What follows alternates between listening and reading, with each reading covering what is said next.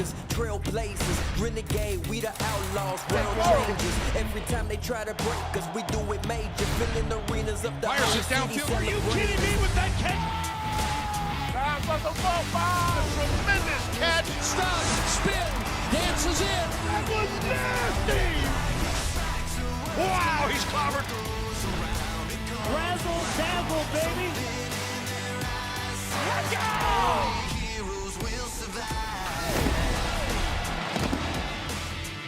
The day is finally here, just 4 hours away from the full NFL schedule release. As we say hello, welcome to NFL Live. A full house. What a beautiful sight this is. Bro, what's the date? And Marcus Spears. May 11th. What's the date, bro? Thanks for coming. Thanks We for got coming. Swagoo out of his What's up, y'all? habitat. Hello. What's up? We've got a jam-packed hour ahead, Habitat. and we also have the full schedule show tonight. But we're going to do something here that doesn't just happen on TV. We're going to reveal a huge Monday Night Football matchup in just moments. But not one person on this entire set has any idea who is playing neither of the two teams involved. Are we ready to figure this out? We've been waiting all day. Yeah. Home team up first. It will be on November 20th, as you see. Okay. The Kansas City Chiefs, Okay. the reigning defending Super Bowl champions, will play host to Is it the?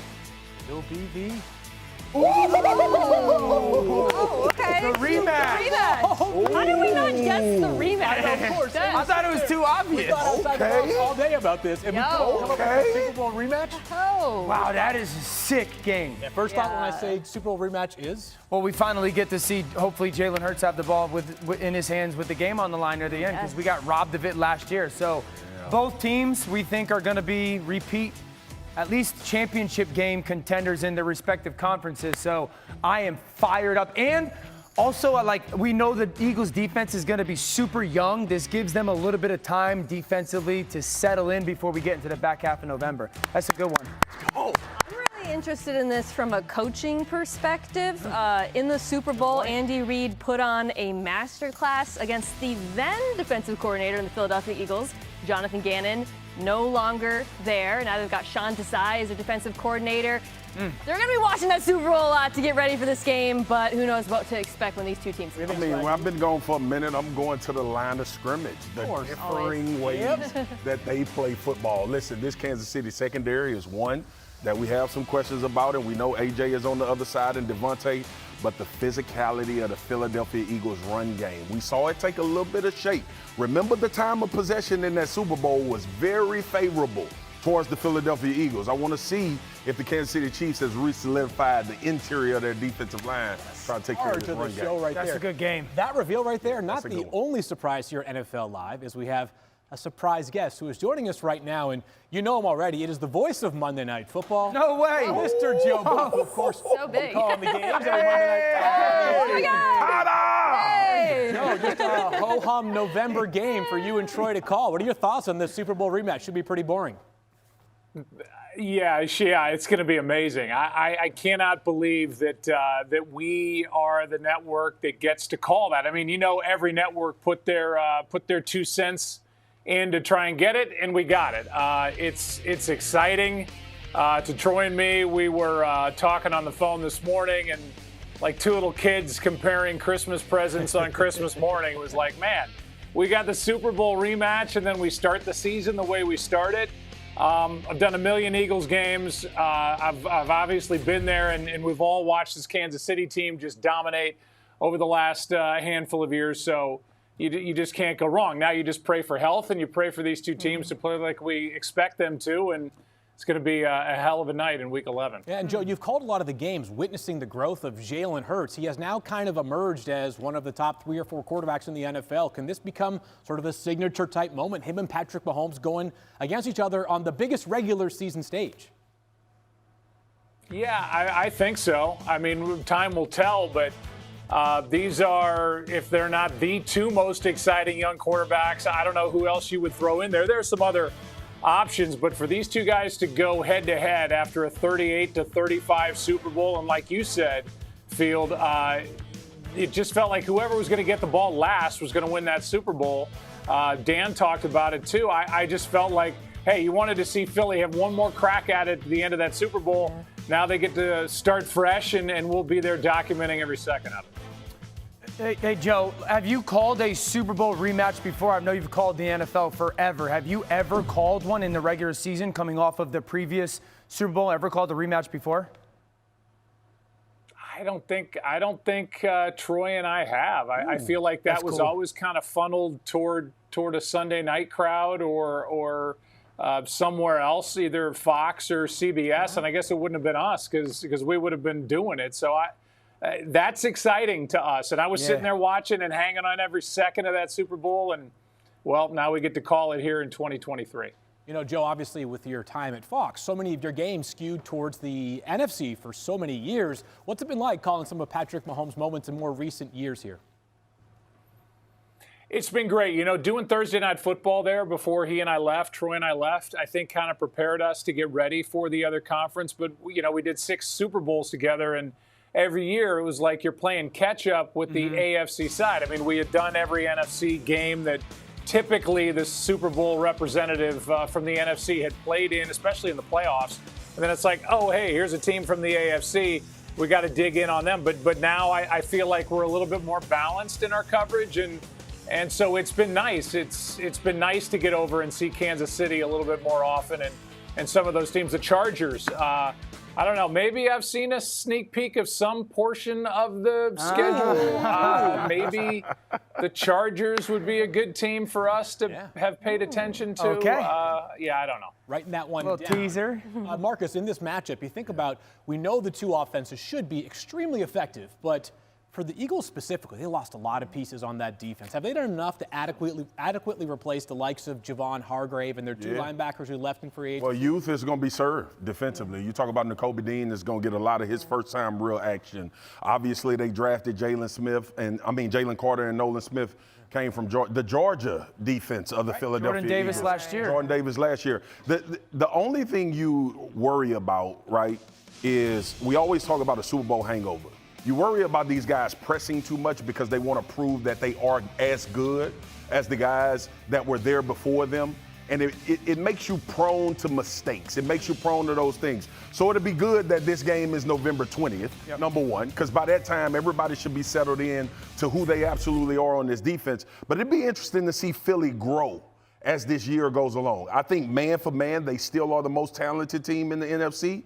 But now it's about youth and how they handle high leverage moments. Coming off of a Super Bowl pressurizes your situation a lot when you come into the next season. Well, you talk about change. There's been turnover in Philadelphia on defense, but this is a different Chiefs offensive line. A Chiefs offensive line that put up a hell of a game against that vaunted Eagles 4-man rush in the Super Bowl. Really a statement game. Now, at this very moment, we're not entirely sure who's playing left tackle. It seems like Donovan Smith has the job to use. Juwan Taylor maybe playing right tackle. Who knows what that's going to look like in November. But that, to me, is probably one of the biggest challenges for the Chiefs this season, because otherwise it's going to be largely the same roster. I agree. Joe, real quick question, because on this show this matters a lot. Are we a brisket, burnt ends person? Where do you stand on that situation? Just learned what burnt ends were like 2 weeks ago. Correct. Hey, I'm on the other side of the state, so I will put our St. Louis barbecue up against anything they have over on the west side of the state. So I'll go with anything. If it's got the right, you can deep fry a cockroach and put good barbecue sauce on it, I'm in. I might pass on that, but generally speaking, If you pay me enough, I'll eat the cockroach, though. It sounds like 100%. something you'll eat. All right, Joe, we're going to go back to you in just a couple of moments. And while this was the second Monday Night Football game that we have revealed, the first one came earlier today. And how about this for a start to Monday Night Football, Week 1?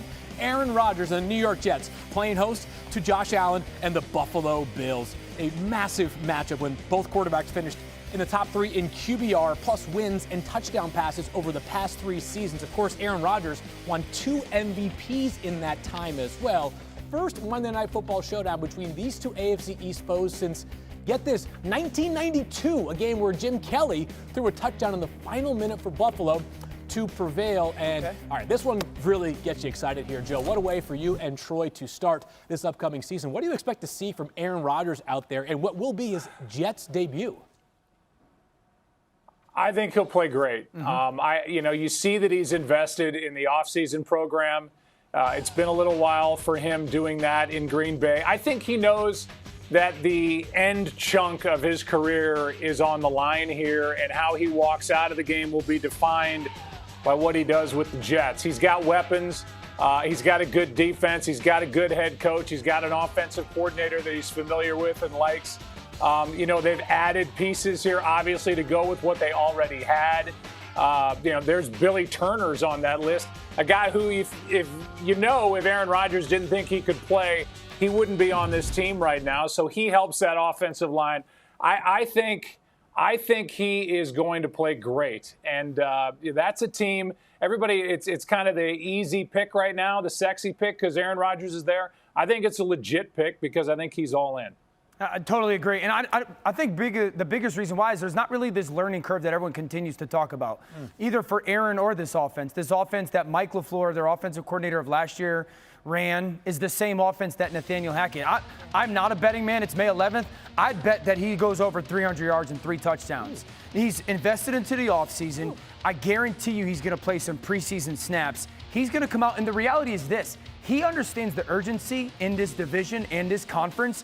You cannot start slow because the conference is so deep. So I agree with Joe. I think he comes out with a very specific mission and that chip on his shoulder. Deservedly, Aaron Rodgers is going to get the headlines, but how important is the Jets' defense in this Week 1 matchup against a great Bills offense? The Jets' defense is a huge part of why this team is considered a contender. Yes. Why Aaron Rodgers joined this team, because they were excellent last year. This is one of the deepest and most talented defensive fronts in football. So I am very curious to see Week 1 how Buffalo looks against this defensive front in particular, because the last time we saw Josh Allen in the playoffs, he was pressured on 38% of dropbacks. That was the second most of any of the 14 playoff quarterbacks. Some of that was on the pass protection. Some of it was on Josh Allen, holding onto the football too long, trying to force the ball downfield. So I'm going to be very curious to see him and Ken Dorsey Week 1, how they advance in the quick game. Is Josh willing to check it down? Do they look more multiple with the addition of Dalton Kincaid? Just how has this offense evolved from what we saw at the in the 2 games they played last year? I think the Jets defense gave up 17 and 20 versus that offense. Yeah, best they played. You're a betting man. How much you want to bet he don't throw for 303 touchdowns? At least. I know. That Week 1 game? He's on a heater right now with these bets. $200. $200. $200. That's a bet. Everybody saw it. Me and I will join for dinner, whoever wins. Because here's what I think about early in the season, especially, right? It's great that Aaron is there in this offseason to build rapport. Coincidentally, somebody said that all last year, and it wasn't necessary. Yeah. That would be me, babyface. Here's the thing. I think it's going to be a low-scoring game. Okay. And the reason I believe it's going to be a low-scoring game is because both of these remember, Von Miller is going to be healthy. Yeah. We don't know yet the protection of what the Jets are really going to be. I know we all are optimistic about that offensive line, but we don't know yet how that offensive line is going to come together. There is no question in my mind that the Jets will have a top 3 defense in the league this year. Correct. No doubt about it. But when you think about the Buffalo Bills, they got Hyde back, Poyer's back. They were a banged-up unit last year as well, let alone losing the guys. I want to see how they replace the linebacker, but outside of that, I think it's going to be low scoring because defense is usually ahead of offense at that point of the season. Joe, we're going to see you on our schedule release show later tonight. But before we let you go from NFL Live, besides the games, what more do we have to be excited about for Monday Night Football this season? I think flex scheduling.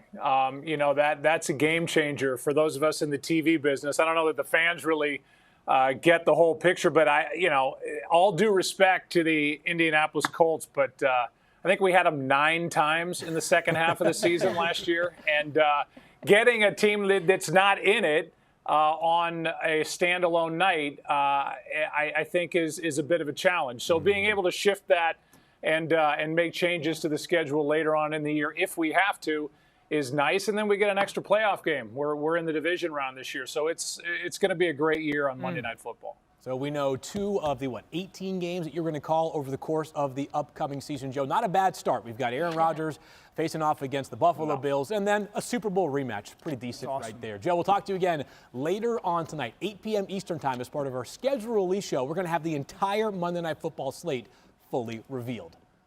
We are just getting started here, though, on NFL Live. 2 words, online shopping. You're going to want to skip the long lines after you hear why Dan thinks the Jets-Dolphins Black Friday matchup will be bigger than ever this season. Plus, the Chiefs will host the Bengals in an AFC Championship game rematch. Hear why someone believes his LSU brother, Joe Burrow, cost the Bengals the big game last season. Marcus, you got some explaining to do.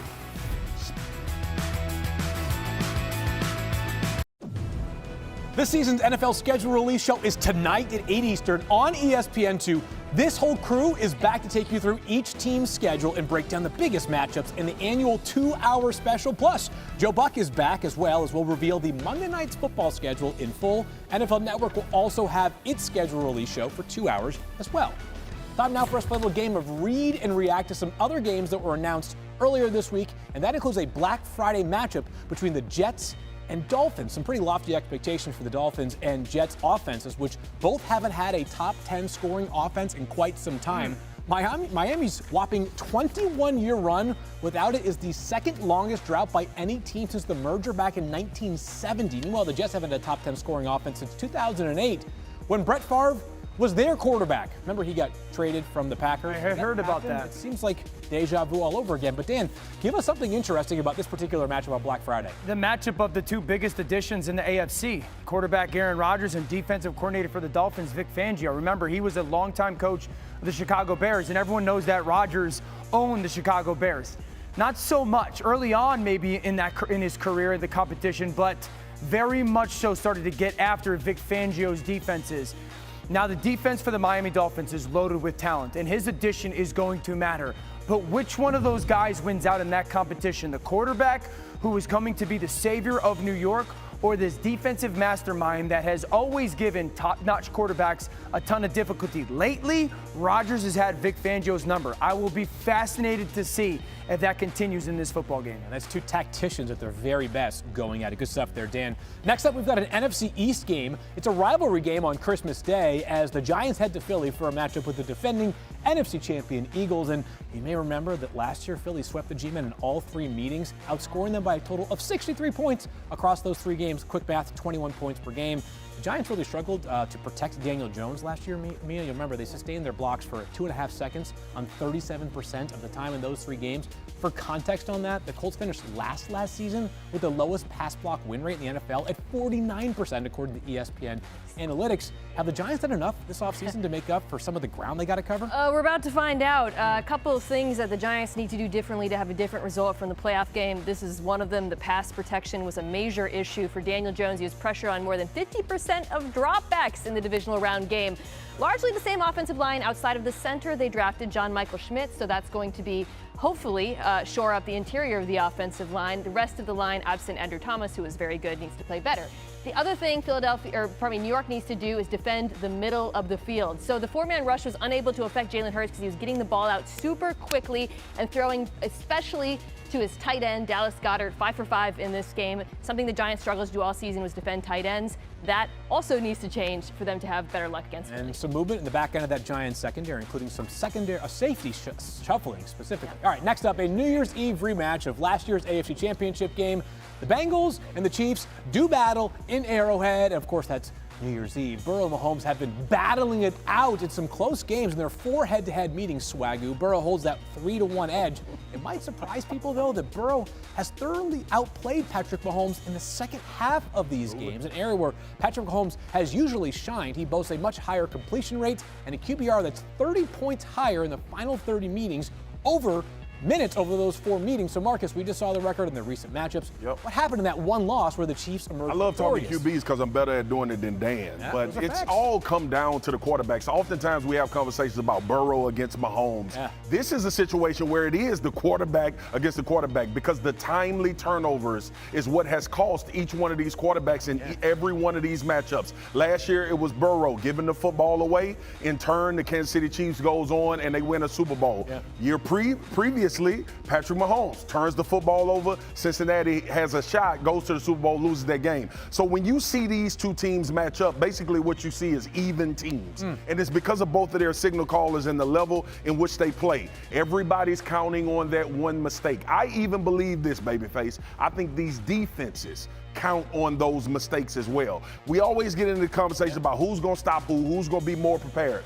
The preparation comes from when it's crunch time, critical plays need to be made. Will we create the turnover or will we give up the big play? That's been the story of these games. Someone showed up. You would take this game and talk about the defenses. Sure would. Two best quarterbacks in football. You're like, I think the defenses are really going to matter here. Well, it does. And you don't talk quarterbacks better than me. Also, you don't notice I'm talking about the defensive line later in the show. Oh, Dan's thoughts on DJ Reader as opposed to Chris Jones coming up later on NFL Live. These two, I'm glad they're back in person together. Hey, plenty more schedule updates coming your way on NFL Live. Is it finally time to get past the bite the kneecap jokes? Dan will tell you why the Lions are real for the first time in 30 years.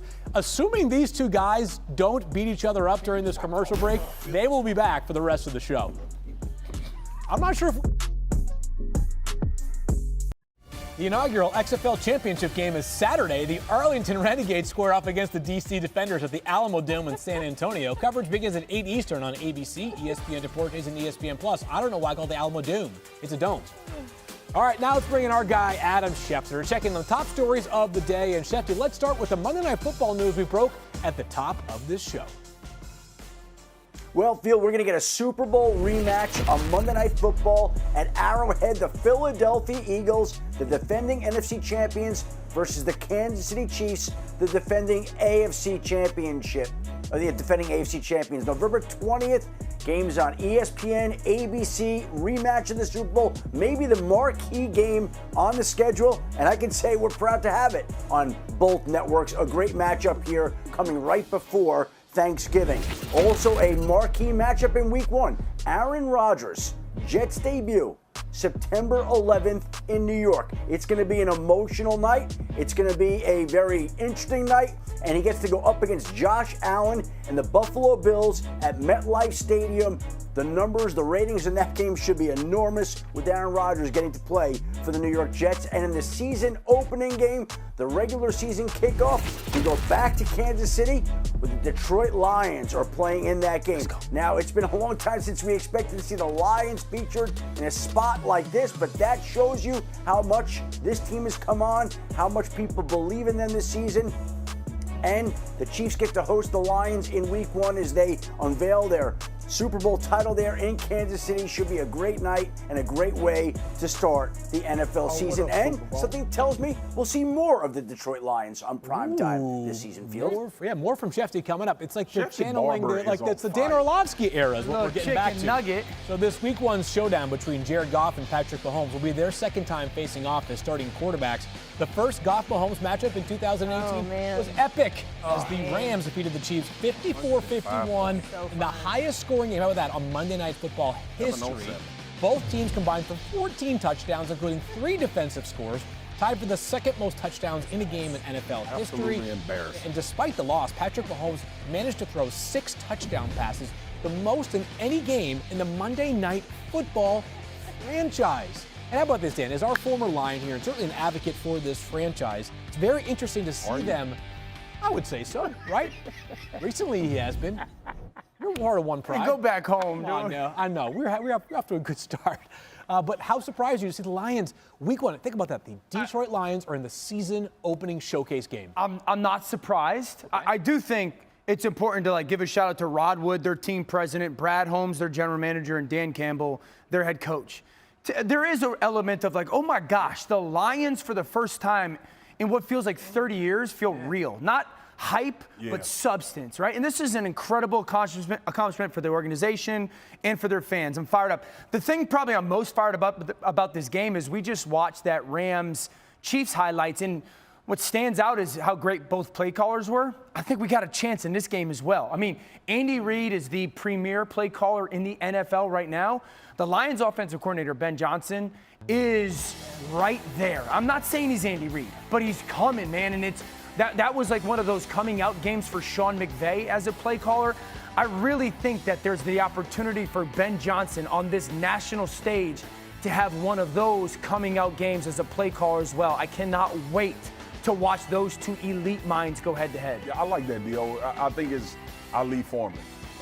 And what I mean is what style is going to take hold in this game. And when you think about very different. Very different. And when you think about the Detroit Lions at the line of scrimmage, how they want to be physical and run the football, but also where Jared Goff thrives at in the play action and making sure that he's pinpoint now when he has a little time and that picture is declared for Jared Goff. And then you got the greatness of Patrick Mahomes. And you start talking about Andy Reid. Remember, this is a revamped secondary for the Detroit Lions as well. And this is an early test for them to see how fast they can get going as far as this team becoming what we think this team could be. The only Achilles heel I can see for the Detroit Lions is the defense and how fast they gel, because that offense is going to be up there with everybody else in the league. We actually didn't pay attention enough to how well Jared Goff played this year at that position. So to your point with Ben Johnson, but I think this is going to be a styles make fights matchup, which I get excited about. I do think, though, that the one thing that both defenses need to practice in this game is eye discipline, in part because of what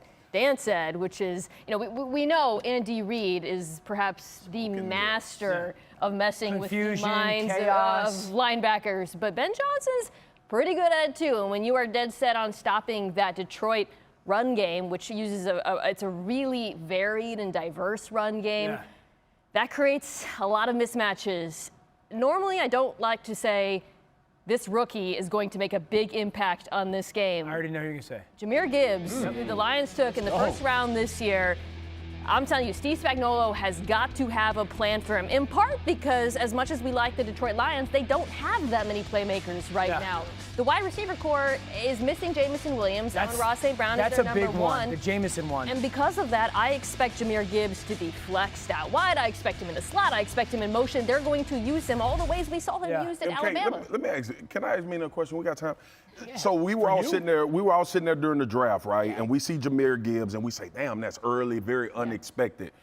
Do you think that impact is enough to justify 12 in the way that they're going to use him in this offense? No, I don't, because when we think about the draft, we're not just thinking about 1 year, one game. We're thinking about multiple years with a high draft pick. But it's a great example of why you can criticize a draft pick and still think a player is going to be impactful this week, because that was the approach. I think they're going to use him like the Vikings used Percy Harvin, like the 49ers used Debo. I think that you're going to see that type of usage for him.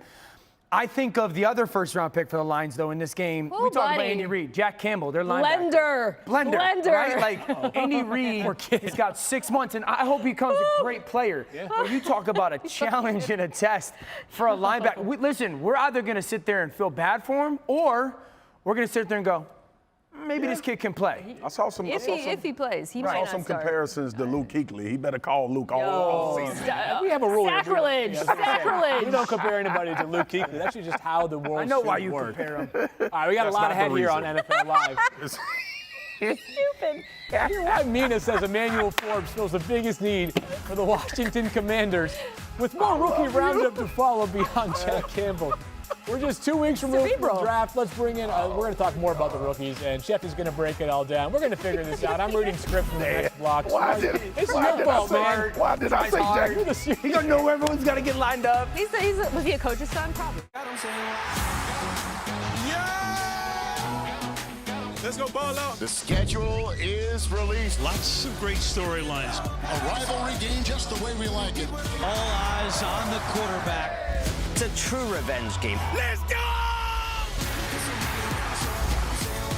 Leaps a man.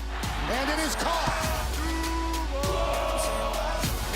If you're a fan of football, this is the day. Back on NFL Live, we're just 2 weeks removed from the draft. Let's bring in Shefty one more time to talk about what's next for the rookies. And Shefty, let's start at the very top. What is next for Bryce Young of the Carolina Panthers? Well, Phil, we get the schedule released today, and we get rookie mini camps all weekend long. Bryce Young getting to show up in Carolina and start to show what he can do and why this franchise made him the #1 overall pick. It also begins his challenge to win that starting quarterback job, to beat out Andy Dalton at that rookie mini camp beginning this week, and we'll see whether or not the #1 overall pick can get that done. Same is true for the number 2 overall pick in Houston, C.J. Stroud, who the Texans drafted at that spot. Rookie minicamp begins this weekend. He begins to show up his skills. The Texans will have both their rookies, C.J. Stroud, Will Anderson, the #2 and #3 picks in attendance at the rookie minicamp, and C.J. Stroud has a real chance to win that starting job in Houston with the Texans. And as for Will Levis, it's the Titans rookie minicamp this weekend as well. So we get a whole host of football activity. Now the Titans plan to start Ryan Tannehill. They're listing Malik Willis as the number 2 quarterback. So Will Levis starts out number 3 on the depth chart, but he'll have the chance to move up during the course of this season and get a chance to show all these other NFL teams why he believes they made a mistake in bypassing him in the first round of the NFL Draft. Titans rookie minicamp this weekend. Shefty, no better place to prove it than on the field. More from Shefty in just a bit here on NFL Live, but it's time for us to see what's on trend in the NFL. I'm going to present a stat to one of our analysts, and they'll tell us if the team's first-round pick will affect it next season. We start in Tampa as Todd Bowles and company hope to get their interior defensive line back on track and a lot more production during their 2020 Super Bowl campaign. The Bucs defensive tackles finished 8th in the NFL in pass block win rate, should be pass rush win rate, but they've been regressing the past couple of seasons in that regard. 26th in the category last season. So, Marcus, does first-round pick Elijah Cansey help break that trend? Yeah, y'all know where the hell we was going when they said defensive tackles. Yes, he does, okay? Because I love his quickness and his explosiveness, especially when he gets one-on-one matchups. The ability to bend, get low, but his hands are phenomenal, which is great for young players, as you see here against Tennessee. And then play recognition. You always need a guy from the interior to effect plays like this. This is a little bubble screen to the outside. He recognizes it, but athletic enough in space to get the running back on the ground. Stick your foot in the ground, change direction, get him on the ground. And then this play is one of my favorite ones that I saw during the draft because you stand up and he understands what's about to happen. This is what you call a jump set from an offensive guard. He understands the jump, gets out quick, gets pressure, and affects the throw, is able to help his defensive guy come up. And remember this too, this is an important key about Elijah Cansey. He's playing next to Vita Vea. It will be a lot of one-on-ones for this kid at the 3 technique. I liked you talking quarterbacks earlier, but the world was back on its axis here. You can't see what you can't see. We go to Washington, where they added quarterback Emmanuel Forbes in the first round. The Commanders' defense has its work cut out for them, especially with the secondary that finished last season ranked 27th in the NFL in interception rate. As a unit, the Commanders allowed the 6th highest QBR last season. The passes thrown outside the numbers, as we know, Mina, Emmanuel Forbes fouled the football in college. Does he help break the trend? Yeah, 100%. You know, this is a pass defense that did improve a lot last year. Obviously benefited from the pressure they were able to get up front, but as you just saw, did not get many turnovers. Enter Emmanuel Forbes out of Mississippi State. Of all the corners taken in the first 3 rounds, had the most picks, has the most career pick 6 in the history of college football. Incredible ball tracking skills. Honestly, I think has the best ball skills of any cornerback in this class. Uses his length to great effect. He's also terrific, I think, in the Commanders' zone scheme in particular. So the pick, while surprising to some, did make sense to me considering their needs. Next Fred Smoke. Cornerback off the board was Emmanuel Forbes. Let's go to Dallas. And to the surprise of some, they went with the defensive lineman at number 26 overall. We know the Cowboys' pass rush was anchored by Micah Parsons, and it went to work last season. But their interior defensive line struggled to contain the run. They ranked 22nd in rushing defense last season, and its defensive tackles as a unit ranked 28th in the NFL in interior run-stop win rate. That according to ESPN Analytics. Mazi Smith enters Dallas. Does he help break this trend, Dan? Yeah, absolutely. Marcus, if I told you Jalen Carter was the best run-stopping defensive tackle in the draft, who was the second best? Mazi Brickhouse. There we go. So Mazi Smith is this powerful, stout, dominant run-stopping defensive tackle. Make no mistake about this. The Dallas Cowboys made this selection because of 2 teams, the Philadelphia Eagles and the San Francisco 49ers. He was hand-selected by their best player, Micah Parsons. He was hand-selected by their defensive coordinator, Dan Quinn.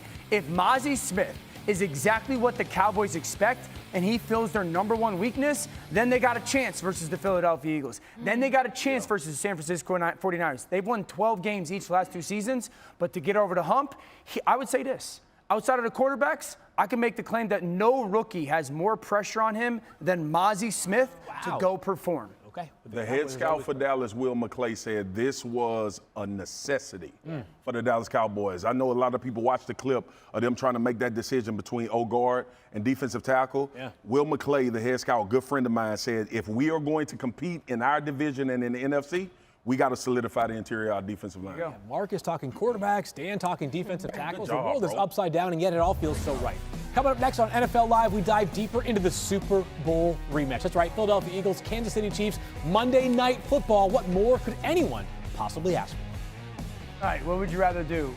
Field with a tiger, pool with a shark? What you got, MK? I go field with the tiger. The tiger. You're dead. I'm going to field with a tiger. You're dead Fast. too. Tiger. What, you mean you get out with a shark? I'm not just tigers like this will. to the face. Oh, you got to be still with a shark, right? After days and days of waiting, we are finally ready to start this game. Kelsey over the shoulder. He's got the touchdown. The ball's out. It's picked up by Kansas City. Touchdown. Touchdown, Kansas City. There's a penalty flag thrown. This does not look good. Slide down at the 1, very smart inbounds. 11 seconds left, the kick is good. The Chiefs Kingdom will raise a banner above the National Football League again. Earlier in the show, we had the exclusive reveal of one of the premier matchups of this upcoming season, a Super Bowl rematch. Eagles-Chiefs on Monday Night Football, Week 11, November 20th. The man that was calling that game, or will be calling that game, Joe Buck, joined us to share his reaction to the massive matchup. It's going to be amazing. I cannot believe that that we are the network that gets to call that. I mean, you know, every network put their 2 cents in to try and get it, and we got it. It's exciting. To Troy and me, we were talking on the phone this morning, and like two little kids comparing Christmas presents on Christmas morning. It was like, man, we got the Super Bowl rematch.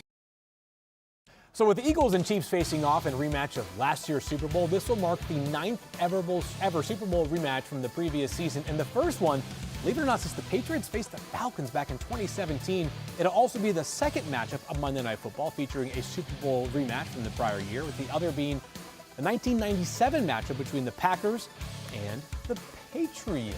So, wow, a lot to digest there. And we bring Shefty back in for more. Shefty, obviously this game is full of storylines, but a lot of changes this offseason in Philadelphia they're going to have to account for. Yeah. This is not the same Eagles roster this upcoming November that is the one that lost to Kansas City in the Super Bowl. If you take a look at some of the additions and subtractions, look at some of those names. Those are big names. C.J. Gardner-Johnson, Javon Hargrave, T.J. Edwards, Miles Sanders, Isaac Seumalo out the door. And then you look at some of the additions, most notably their top 2 picks, Jalen Carter, Nolan Smith, although those other names are awfully enticing as well. And so the Eagles have done a really nice job here of knowing that they were going to lose talent and somehow finding a way to replenish it and come up with the right type of players in their scheme to be able to go into Kansas City for a rematch and have a realistic chance to win that game. So if you look at that list right there, Mina, like, is there a particular player or players that stand out of the players they lost that might be the biggest voids? Yeah, well, Javon Hargrave is the biggest loss, but I don't think he'll be the biggest void because they're so deep on that defensive line. Yeah. What concerns me is the spine of the defense, linebacker and safety. Marcus and I were talking about Nakobe Dean potentially having to step up. The loss of C.J. Gardner-Johnson is huge as well. Even with the addition of Terrell Edmunds, they added Nicholas Morrow. We'll see who ends up getting the starting job, but it concerns me in particular in this matchup because on the Chiefs side, that offense loves to use those tight ends, not just Travis Kelce. The big evolution last year was multiple tight ends on the field. If they're facing a team where the weakness potentially is linebacker and safety, I could see Andy Reid finding ways to feast on that weakness rather than going after the cornerbacks who we know are very strong in Philadelphia. I agree, but it's not insignificant what happened with Kansas City this offseason either. Okay, so really last offseason too. They lose their offensive coordinator, Mike Kafka. Okay. He obviously goes on and does a tremendous job in New York. I'm like, man, Kafka's really good. Then they lose Eric Bieniemy. Yeah. So to sit here and pretend that we love those two coaches and they're going to do great jobs, but think it's not going to have some form of an impact on Kansas City is a little bit silly for us. And then I'd say two things, like both offensive tackles are gone. They're gone. Now, I know they signed Juwan Taylor from the Jags, and there's who's going to be playing left tackle. It could be Donovan Smith. It could be Wanye Morris. It could be Louis Niang. Like, I think that matters in this game as well. It could be Juwan Taylor if they kick him. And then Juju's gone. Juju was really good for Kansas City last year. So do one of those two young receivers, either Sky Moore or Rashee Rice, who they drafted out of SMU in the second round, which one of those guys like steps forward? There are some question marks attached to Kansas City. Yeah, I'm going to go back to Philly, and what comes to my mind is what iteration of Jalen Hurts will we get, right? Like, it's been the Jalen Hurts love fest All last year, we talked about him having to compete and really prove that he's a starter. Now you're the $250 million man. Expectations now the are expectations are different. We talk about you differently when you get the bag and when you've experienced a tremendous amount of success. The thing that makes you confident that Jalen Hurts will still be a top-tier quarterback is his work ethic and the way he goes about his job. But this is different now.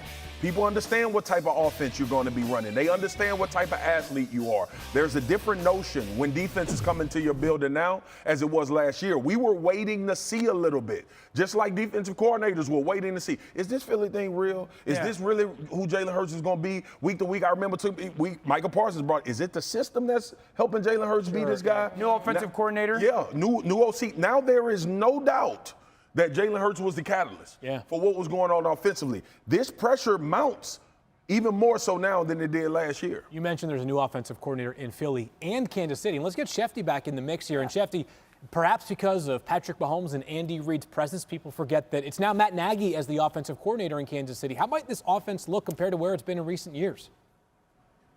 Well, again, both teams changing coordinators. Just another example of some of the changes. And you were talking about the offensive tackles at Kansas City. Andy Reid said this week the plan right now is to have Donovan Smith at left tackle and Jawan Taylor, who signed with Kansas City on the opening day of free agency, at right tackle. So there is your tackle plan, and we'll see if it could work out. And you remember when the Chiefs lost in the Super Bowl to Tampa Bay and basically realigned their offensive line the next season. Well, this is a miniature version of that with a lot of changes on the offensive side of the football and the coaching staff and the offensive line most notably.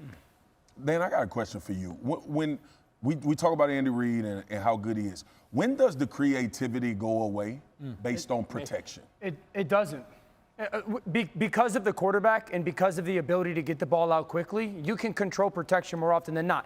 There's games when if a team plays a ton of man, tackles really well and gets you into those situations, but you can handle a lot. And they have receivers who can get open very quickly in Moore and Kadarius Toney. This offense ran a ring around the rosy last year before a play. I feel like the creativity is boundless. We have time for one more thing here on NFL Live, and we check in up at Foxborough, where Patriots owner Robert Kraft had a big announcement earlier today. The greatest player in the history of the game played right here in Foxborough.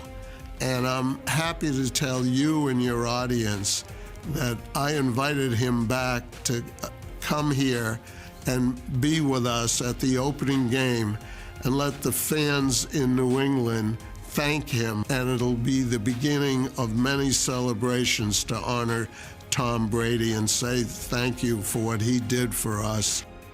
All right, so Swaggo, obviously incredibly well-deserved, but does that mean we can put the Tom Brady unretirement rumors to bed now, finally? I think we can put them to bed. I have been wanting Tom Brady to get his swan song for about 2.5 years now. I'm glad it's about to start. That's the game you got to go to. 8 p.m. Eastern time. We'll see you on ESPN2. The full schedule reveal. We cannot wait. You can still come back.